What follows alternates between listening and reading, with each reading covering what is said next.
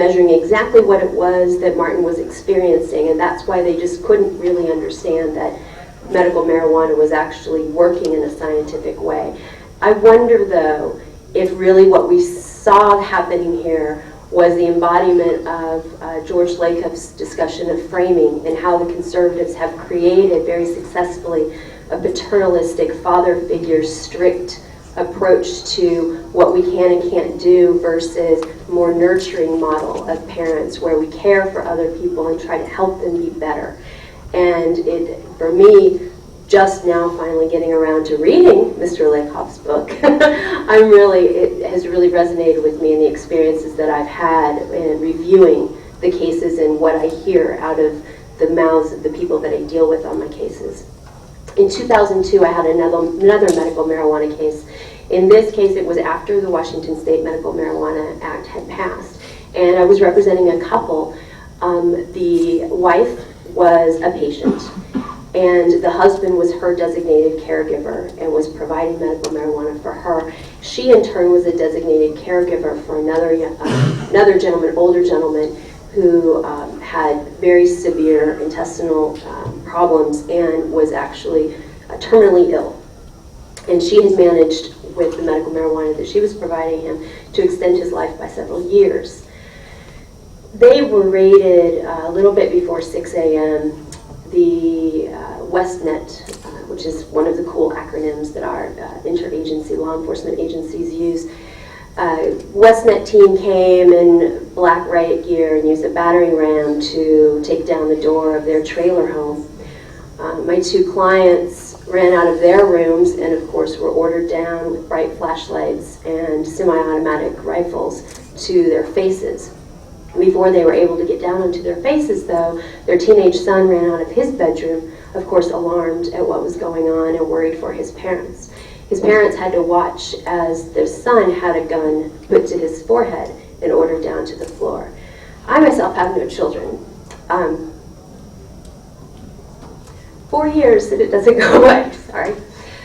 I myself have no children, but I cannot imagine what it would be like. And I still can't. They had to stand by, inert and helpless, while they watched their son and feared, because their son, of course, being the brave son that he was, actually challenged these people, "Who are you? What are you doing here?" And they were very worried that he was going to be shot and killed, as so many of us have heard of other people being shot and killed, or their dogs being shot and killed in the midst of a raid. And they had to do nothing but get down on their knees and put their faces on the floor. We mounted a medical marijuana defense on their behalf. They were charged by the state of Washington. The wife, the woman in the partnership, had done extensive research on her own without consulting with a lawyer to try to determine how to comply with the Washington State Medical Marijuana Act, which is definitely not an easy thing to figure out.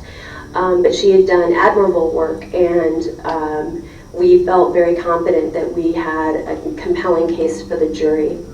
Apparently, the county prosecutor agreed with us and referred the case to the United States Attorney for the Western District of Washington, knowing full well that there is no federal medical marijuana defense and that they could just go down on federal crimes.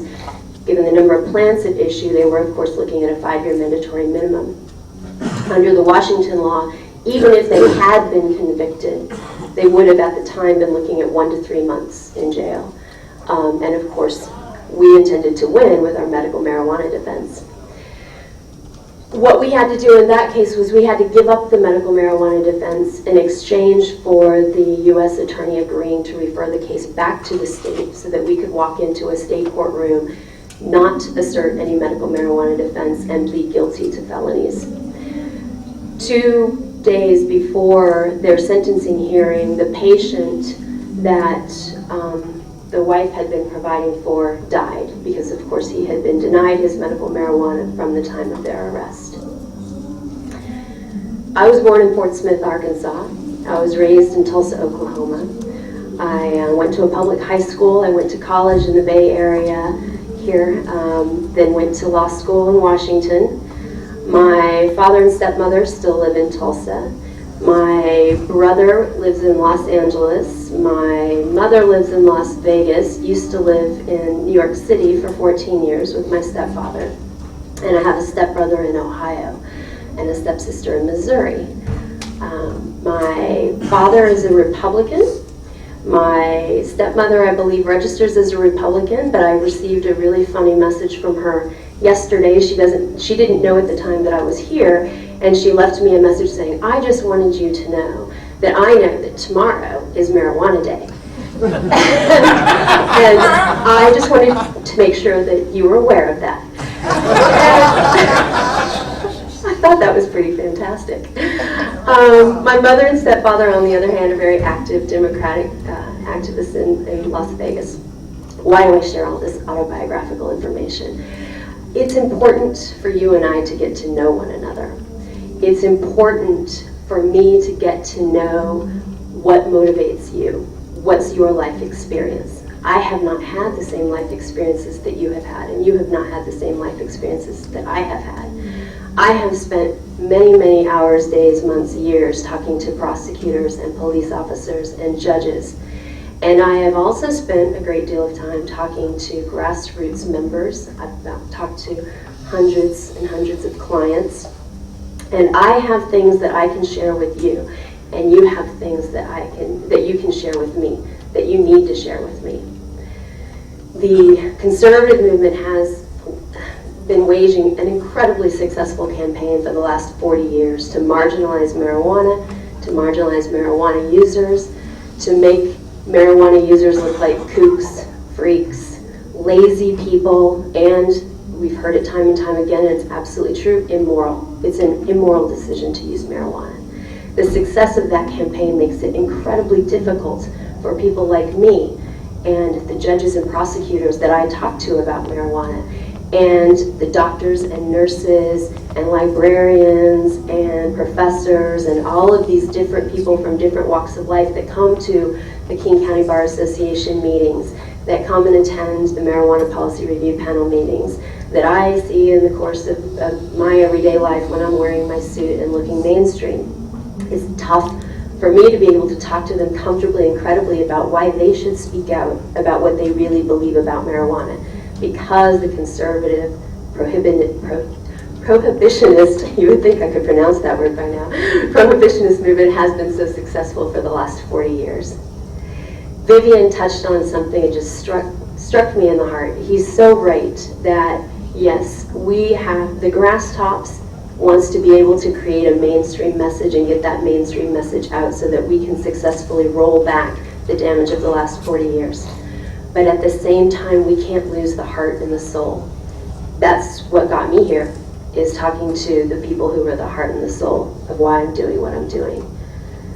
We are missing the middle part. We're missing the stalk. We're missing the strongest part of the cannabis plant. We're missing the part that makes the strongest ropes, the best paper, fabulous clothing. We're missing the connection and the communication between the grass tops and the grassroots. And it's for that reason that I am so thrilled and honored to be here. This is my first normal conference. I've been to the normal, thank you, I'm very excited. I've been to the normal, the continuing legal education seminars in Key West. I've been to those and I'll be there again this year. But this is the first time that I've gotten to be present at a normal conference and see more of the grassroots people, and to be doubly blessed and asked to speak on a panel, and to have your attention and patience as I share with you my experiences. I'm looking forward to hearing from yours, and I'm really looking forward to figuring out how we're going to talk better with one another, strategize better with one another, and win. Thank you.